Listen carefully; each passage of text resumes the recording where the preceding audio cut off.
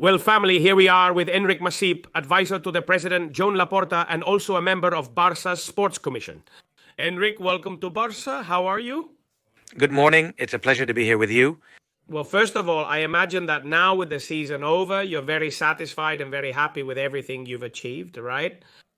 It's undoubtedly been quite a year recently. I'd call it a year to remember for everything, especially the titles, because winning titles is always important. That's what gives you a little bit, what definitely brings you closer to success.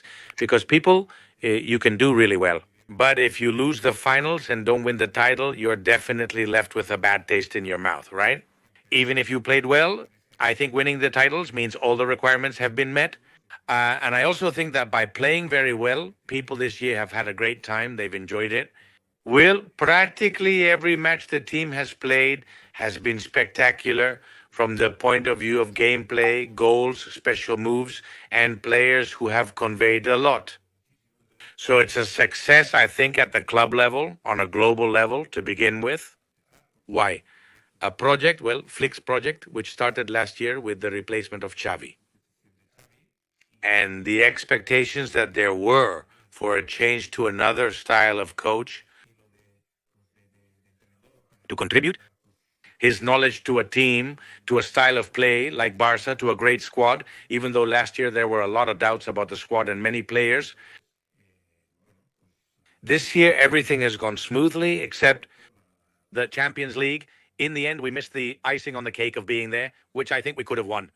But yes, very satisfied to have made people happy, to have contributed. Well, because my position, as you said, we contribute our little bit, our opinions. And well, the truth is that seeing that in the end, a job that has fulfilled has ended, well, with everyone's happiness. But at the time, well, those were decisions that are not easy to make. And well, also from the point of view of sports management, of course, in the end, choosing a coach like Flick is not a matter of chance. It's not like, hey, you just show up and I pick you, right?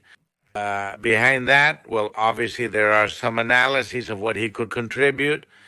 That person was already someone the president had his eye on during the election, so it's not a coincidence. The players and coach deserve most of the credit for their achievements. Because in the end, the ones who score are the players, the ones who make the saves are the players, the ones who are always on the field are them. But without a doubt, this is a success of the project. And even though there were people who doubted it, it's a success in choosing the right people. What has the club done to turn a situation around and make it into something else? Well, we've gone through it in a year. Well, a bit of disappointment, as I was saying, and thinking that many players on the squad didn't have it. Well, for a lot of people, right? Like this one should go, that one should go, the other one should go, the other one should go. Practically the same squad, except that they signed, well, the only signing was Dani Olmo, and losing players from last year with a lot of quality, like João Felix, like Cancelo, like Gundogan. So in the end, if you look at the balance, for many people, it seemed like things were getting worse. Because even though you signed a great player like Dani, you had lost three key players. A fullback like Cancelo who can play on both sides, João Felix who can play in several positions. And that's it. I think it's the merit of the whole club, of the project. And it ensures that from now on, people will obviously look at it with joy, with optimism, with satisfaction. One of President Laporta's premises was to bring joy back to Barcelona fans. I think it has been brought back, it has been achieved with a lot of merit. People have enjoyed the parade, not just on the day, but throughout the whole year. You can see the kids at school experiencing it. Are they wearing the Barça shirts again? This generation has captivated people worldwide. A year ago, people wanted to be Mbappé, but today they want to be Lamine, Pedri, Gavi, Fermin, or Kouassi. And so many kids who have made it, who got injured. I mean, that's a very important part of what it is. The legacy, not what's current, a current legacy of what has been worked on. And that unites us and satisfies all of us. The truth is, well, I doubt even the most optimistic person could have predicted last year that we would be in this situation now, right, Xavi and everyone? I think, obviously, one thing, as you rightly said, it's not improvisation. There has been field work here to see what profile, what person could come to get the most out of these players. And it has been achieved. from the position, many times we've heard that speech from the board of directors, from the door of improvisation.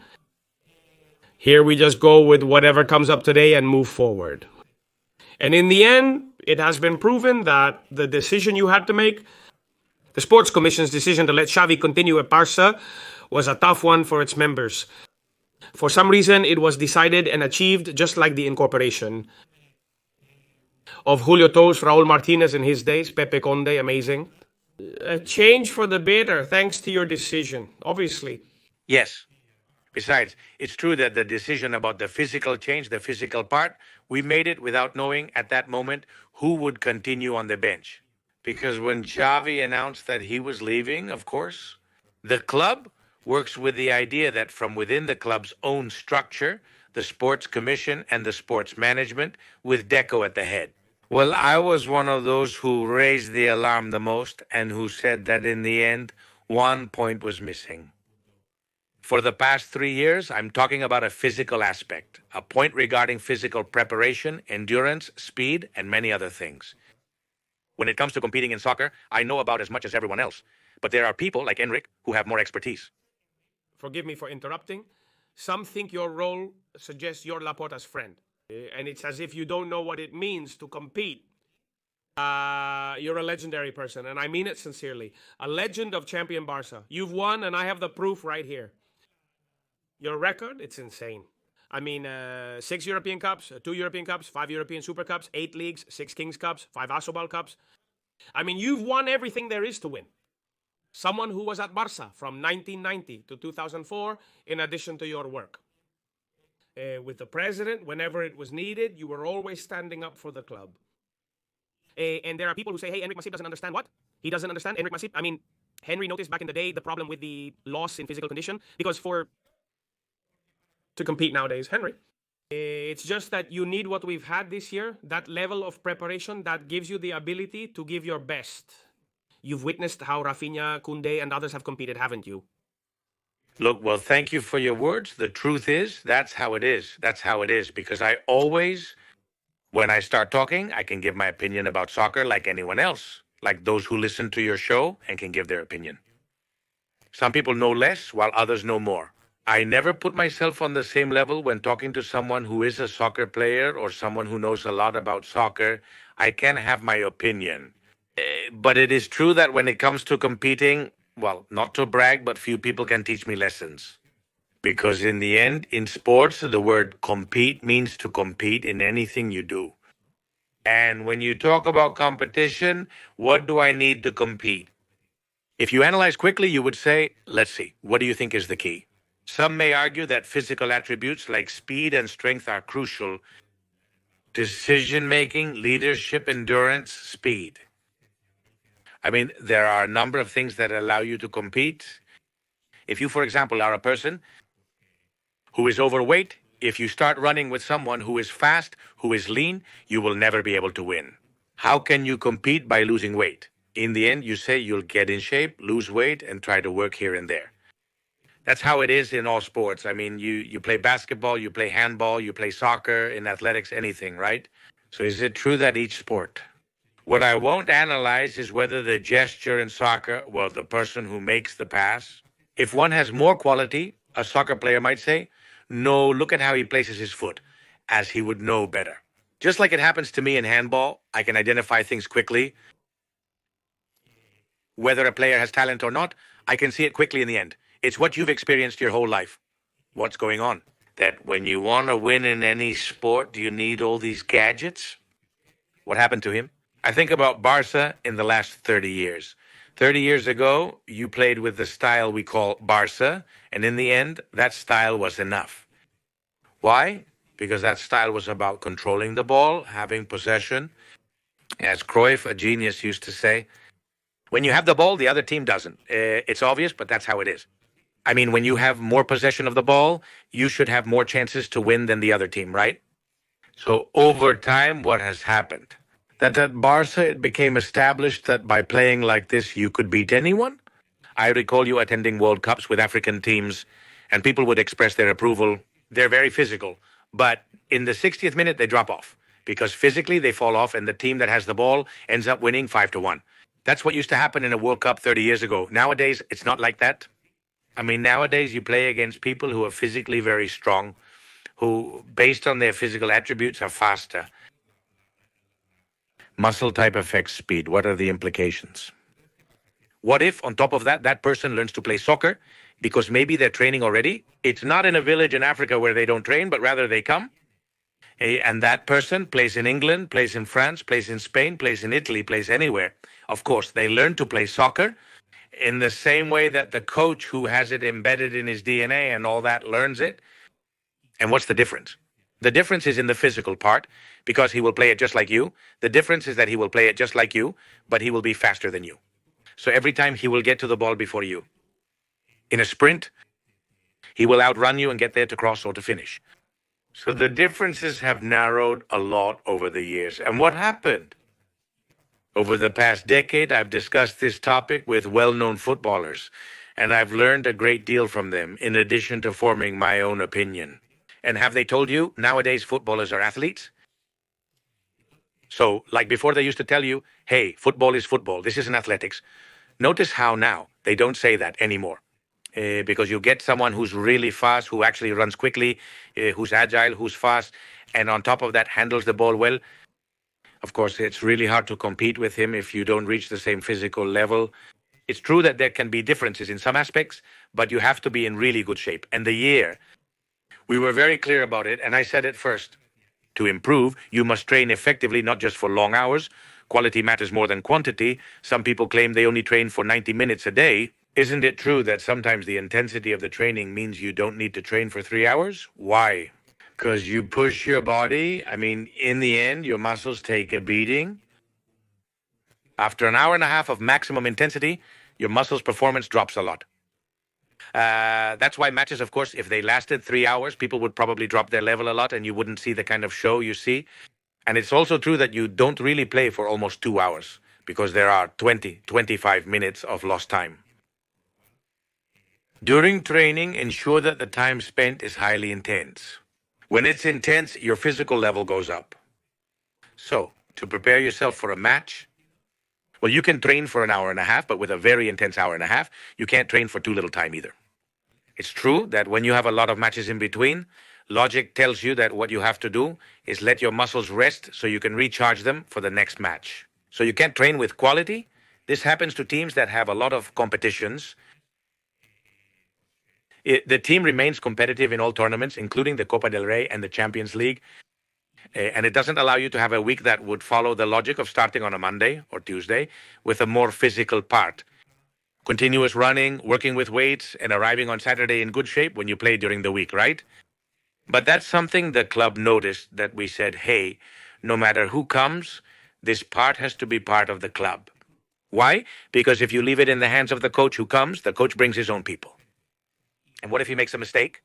And when he leaves, whether for better or worse, he either takes the quality with him or he harms you. While he's there, then the club has certain parameters. He analyzed some situations and said, look, these people, Julio Toast, Pepe will come here, Raul will be here, and they will be ours. They will belong to the club. Whoever comes, whoever comes. Normally with people who know so much, who have proven experience in all aspects of physical preparation. That's just how it is. Adds an extra point to what the coach and his team bring. What happened? Evidently, Flick has assembled a highly skilled and well-prepared team of his own. He has had that help from the club, which was made available to him, and that's what happened and what has been different from other years. Physically, the team has gone up, not just one level, but 3 levels, and that's been evident. In the end, someone might ask for proof. The response is simple. You prove it. For example, by taking Pedri, you take Pedri and you see, and you... I was going to ask about Pedri. A midfielder who runs the most, whose speed intensity has increased significantly, and who has played in nearly every match. Of course, he can get injured. That's normal. It happens to everyone. But the kind of work that's been done, man, it has been minimized because he has practically not been injured. Those injuries have been minimized. Besides, Handa, his performance has improved, which is what I was talking about earlier. Even if you know a lot about soccer, what do you really know? If you've improved his physical condition, you now have a player. As someone told me recently, what's your opinion? Well, he's an exceptional player. I mean, he has everything. Control, quality, speed. I mean, he's improved a lot. As a player, to me, he's the best midfielder in the world, right? So is that thanks to what you said? These guys have no idea. Just look, in the end, the proof is in many players who have really raised their level. I'm not even talking about confidence. That's another topic which can also be analyzed because confidence is also very important. When someone feels comfortable working, feels important, it makes your performance better than if you don't feel relevant. Or you see that when you get on, when there's no other choice, or they always substitute you in the 70th minute, like it happened to someone before, then that makes you lose confidence. So, confidence, the team's mental state significantly impacts the coach's management approach. And that Flick has done that very well because he has kept a lot of players, not just 11, in a dynamic where they feel important. Is there one match coming up or another? And since there were so many matches and so many finals, well, you managed to stay focused, to keep 15, 16, 17 players focused. When a player gets injured, your world doesn't fall apart like it used to. It's the same when you only have 11 players. If the one you rely on gets injured, your world collapses. A winger, damn. And now who do we put in? And now, ugh. So who else do we have? The good thing is to have that quality in the squad and that confidence in the squad to improve, to increase performance. Well, this is because of what you were saying, that in the end, my opinions regarding physical preparation, intensity, all of this are not in vain. It's not just about training more because someone says so. It depends on training with higher quality, intensity, and overall volume. Well, the truth is that strong resistance, because many soccer players who are already athletes used to only work on their lower body, the legs, okay? You also have to be strong here, okay? And so nowadays you see the guys, the young guys with years old are already strong, of course. Why? Because there's work behind it. If you looked 30 years ago, you would see a soccer player with very strong legs, but he was skinny from here. They didn't work on their body muscles, and you have to work on your muscles in every way, right? From every part, no matter what you do, right? So these kinds of things, many times, well, they go more unnoticed. I don't care. I know what I bring to the table. As I said, it's my small contribution, but that's the way it is. If I've served the club and the people there to have an opinion and to change things, which is what happened, well, I'm happy. ENRIP, how is the president? Because I was able to see him in Seville at the hotel. I was able to see him and talk with him, and he was very happy, obviously. But how is he after everything you all have been through? Because I think that, of course, today we're happy, but you all have been through an ordeal. I mean, I'm not just talking about this year, because this year, despite the victories, we've had some really tough moments with the whole Dani Olmo situation. But ever since you took over the presidency, the ordeal you've all been through has been tremendous. I imagine there have been sleepless nights, and Laporta must have had a really hard time. Larola, how has that process been, and how is the president doing as of today? You who are by his side? Well, he's very happy because it's been an amazing season and we've really enjoyed it. We've had a great time all year watching the team. Which of those competitions are you going to? Some matches are really tough, but we've enjoyed them because we've played well, and the feeling afterward is really good. And I think that people in general have the same opinion. The process, whenever we've talked with you, with your people, I usually do it. I usually say it more often, and it should be said more often. Where did we come from? So if you go back 5 years ago, it was 2-8. With Bayern from Munich, the 8-2 that marked a moment at before and after of a historic team, of a team with legendary players who all deserve to be framed in Barca's history. But, well, there came a time when maybe they didn't know how to make that generational change. And so, well, everything, and even having good players, wasn't it? The quality of the players was unquestionable, despite people's typical doubts during such moments. They often ask about specific individuals, and this one is the same. There's no need to name them. You start naming them, and each one of them would deserve to play, right? You wouldn't mind if he plays until he's 40, but then that person who wants those players to play and stay, what if they don't renew their contracts? People get upset, but they still want you to win. You can't have it both ways. So, do you have a competitive team? Hey, well, this isn't a charity either. Where were we coming from? It was a club that, obviously, and I'm not talking about people's names because they were all great players, but that team, the project, that one didn't know how to do it. A change, a generational change as it should have. And then, well, you found a team that was really struggling, especially to compete in Europe, for what I said, because there was also a physical change. What happens is that when you get older, and it's happened to all of us, and sometimes you don't realize that of course, that's when you start to decline. You can't compete with someone who's 22 years old. You, of course, you see. Do you see now Lamine? Do you see Pedri? Do you see these guys with 17, 20, 22, 24 years old? They're like bulls. And so, of course, if you put a player who's 35, 38, it's the same very good players. There are just parts where they can't compete. Quality exists, of course, and it will always exist. And you'll put with 50-year-old Iniesta on the field, and he'll still be a player who handles the ball, often better than guys who are 20 or 30. But that's one thing, and the other is competing. And age doesn't forgive.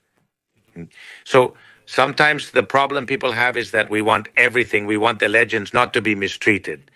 Yeah, I want to win, but I also want you to work with the youth academy and bring kids out of La Masia. You can't have everything, though you want it all. So the world is so volatile that people change their minds very quickly. I mean, there are decisions that have to be made when a player is doing well. Has that happened in the history of sports? Retiring while still performing well is a good decision. If someone questions it, remember that a year will pass regardless, so it's best to leave on a high note. People often say that someone should have retired long ago, and this sentiment persists over time. This happens in sports. Sports don't forgive, like life. It's a jungle. Only the strongest survive, as my coach used to say. The jungle doesn't forgive. No, there's none there. There are no moments for weakness. So, this is high-level competition. If you refer to us as a group of friends, you'd point out, hey, look, a group of friends. It's about enjoying ourselves and playing together. Here, yes or no? And then if we all go to play a friendly match, well, hey, we all want to play. Because, hey, I'm not going to travel just to not play because maybe this isn't about winning. Everyone likes to win, but it's not about winning. But in a competitive club, it's only about winning. Now that we've stopped, allow me to ask you this question, because I have to ask you. What you're about to tell me seems super interesting, and I also think it's really fair. Because to compete, in the end, people are coming up strong from behind, and that's just how it is. We could apply this by looking at the front pages we have today in Barcelona to a position like goalkeeper. Andre ter Stegen, Barca's captain and legendary goalkeeper, has endured a challenging period due to a severe injury.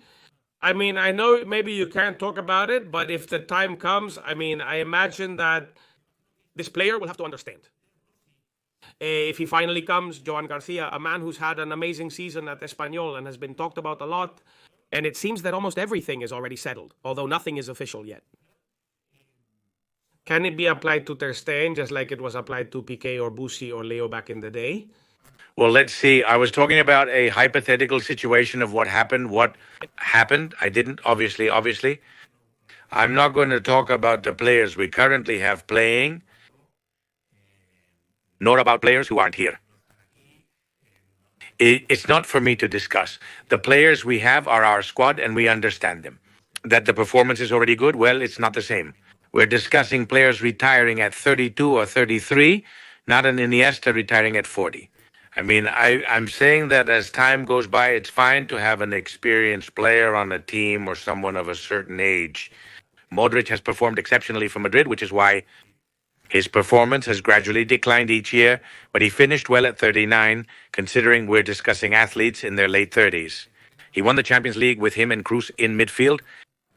So I don't really focus on the number we're going to mention now, right? Is this age the limit? No, what I'm talking about is in general, when we're talking about where we came from that, from the fact that the vast majority of those players were indeed players of those ages. You have to have a balance. You can have young players, yes, but we can't play with 11 Lamines. We can't play with 11, 17-year-old players. That's not the way. Nor can you play with 10 players over 30 years old. Achieving a balanced team with a mix of young, intermediate, and experienced players is a matter of logic. When you have that balance, you have players who are probably the ones with the most maturity, people who are between 26, 25, 26 to 28, 29 years old. That's an age of full maturity in the game. And then you have players who can contribute a lot, who can be over 30. For example, we've seen Lewandowski at 36, almost 37, and he barely missed winning the Pichichi, and only because he got injured. Yes, exactly. So all of that in its proper measure. The point I was trying to make is that if you make a mistake in your approach, which is what happened, and on top of that, not only are you unable to make a transition in terms of players to start creating that balance I mentioned to maintain the level, but you also mismanage the transfers. I read recently someone said they went a bit overboard with the transfers. Man, damn, just a bit overboard with the transfers you saw. When we arrived, you saw the wage bill that the first team had and the one that Madrid had at that time, who were European champions. And there was a difference, but a huge one. So does that mean you can make a mistake with a player or that a player later on? Players signing contracts and their salaries being set at the end of the contract term has always been the norm. It can happen to you in 1 or 2 cases, but when it happens in 8 or 10 cases, when everyone has a salary that's way, way above the market price, which is what happened, what ends up happening is you ruin the company. In this case, you ruin the club. So we received that team. I mean, that's the inheritance. When sometimes someone still wonders and they attacked us in December and January because of the registration of Olmo and Pau, Victor. It was a shame that things couldn't be done like that with no project, putting the club at risk of extinction. No, the club was at risk of extinction when we came in, the June salaries weren't being paid. We came in April, in June, there was no money for the salaries. And people don't remember this. And with a debt spectacularly high because of what I said. I mean, not just bad management. Can there be bad management by many people? Of course. And people make mistakes about things and about the price of some things. It can happen. But that was outrageous. It was insane. And what happened? You took over that team in 2021, the club in that situation. And in 2022, 2023, we won the league. There are people who say, well, of course, whatever. No, it wasn't a coincidence, but it was obviously thanks to the levers. Why the levers, which have sometimes been attributed to the president, the levers, do they have to be set in motion? Because you couldn't do everything you could to sign. That had to be done. Why? Not because they left the club so ruined. Is that it? Or, well, hey, we'll recover the club financially in 4, 5, 6 years. Now forget about winning anything. One of the president's promises was to bring joy back to Barcelona fans in 2022, 2023, as I mentioned earlier. Thanks to those levers, we signed Koundé, Christiansen, Lewandowski. Many people came, I believe, around 5 or 6 players. Rafinha, of course, that team, Ferran Torres, later. I mean, that team, what he did was win a league, a great Madrid. Remember that Madrid was there, a great team. Of course, we managed to snatch a league in the middle of the process to say, well, let's rebuild it. But in the meantime, look, a league for us. In 22, 23, which is Xavi's year, so wasn't it? In a very brilliant way because, well, we suffered. It's true, we suffered a lot. Honestly, that league, even though it's a league, I didn't enjoy it because I had such a hard time all year. Remember, many matches ended with a score of 1-0 or 0-1. The attacks from the Negreira case started, and it was a shame that they attacked us. That's why it was such a tough year, but we won a league. And what happened? If you look at it quickly now, 2 years later, you have a team with an incredibly high average age, with people who are no longer the same. It's not just about making young guys debut anymore. It's about having young people already prepared to compete at that level.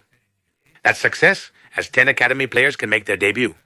Of course. Look, I put this one in, this one, look, in this match, 2 in another match, 2 in the Copa del Rey. 2, okay?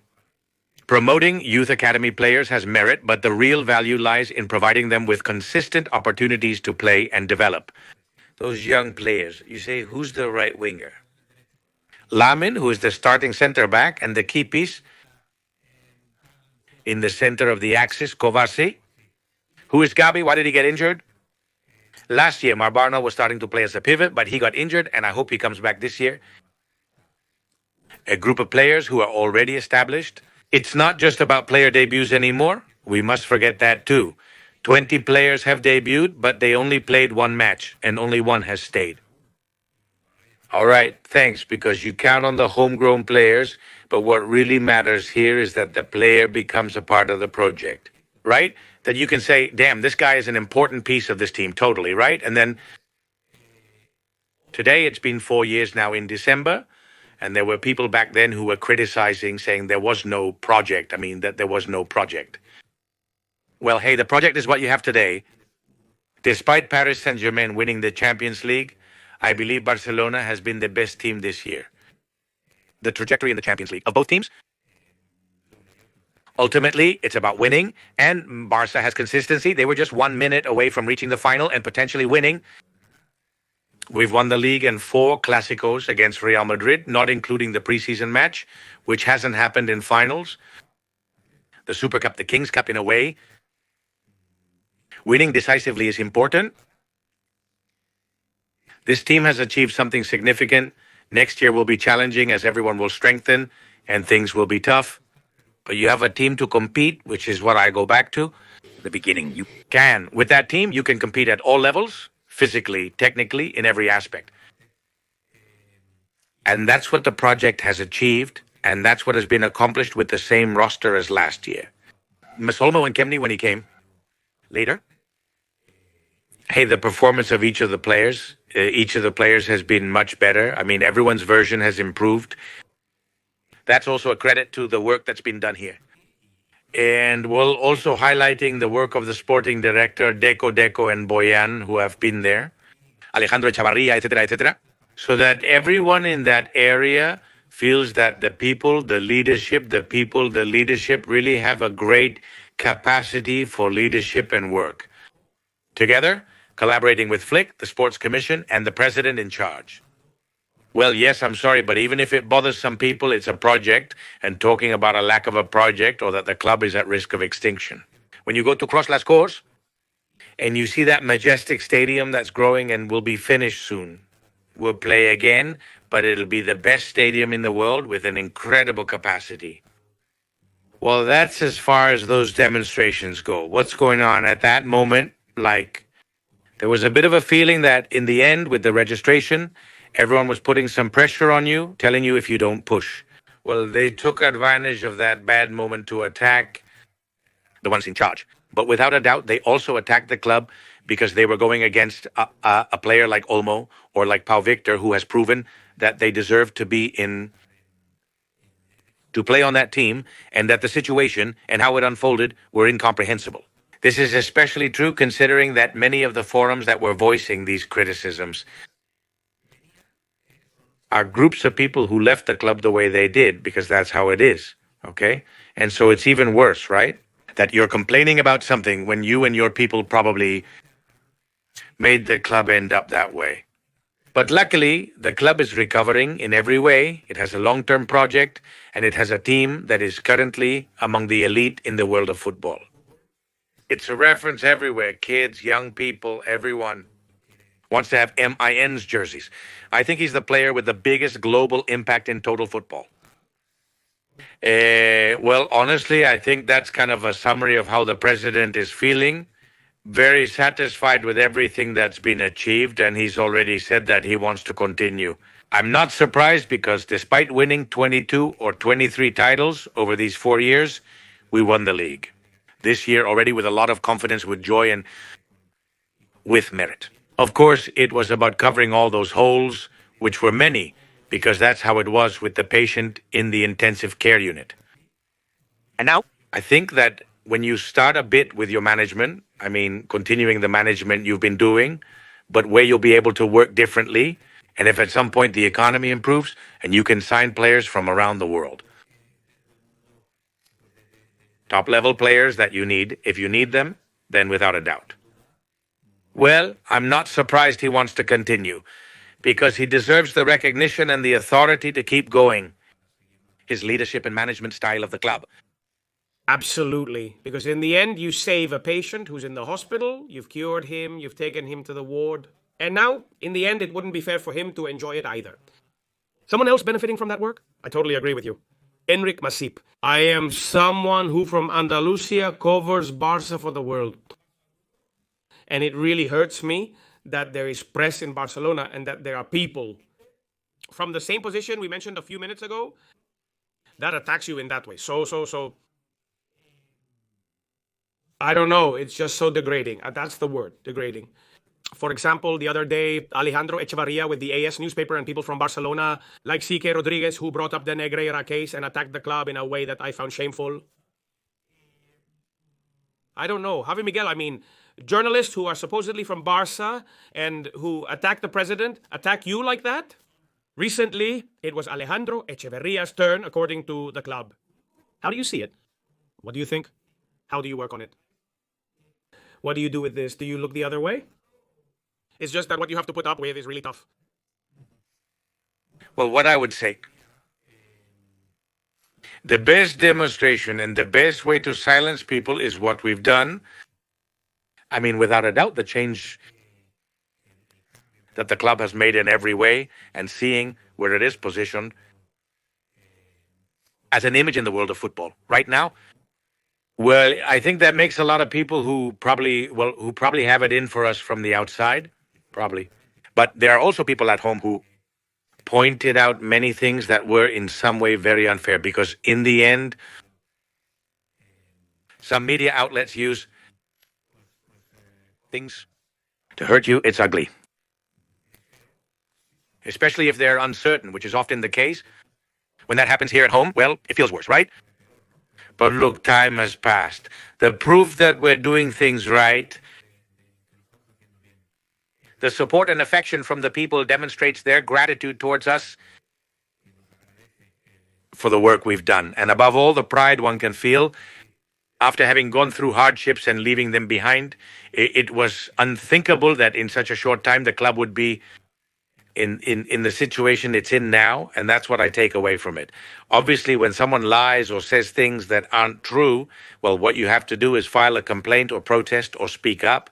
But it's true that many times things are only half said. They don't accuse you directly, and it's harder to refute because, of course, there's not a direct criticism either. It's more like, well, they say things as if someone from the inside is telling it, but deep down, of course, you don't have the person who's actually saying it.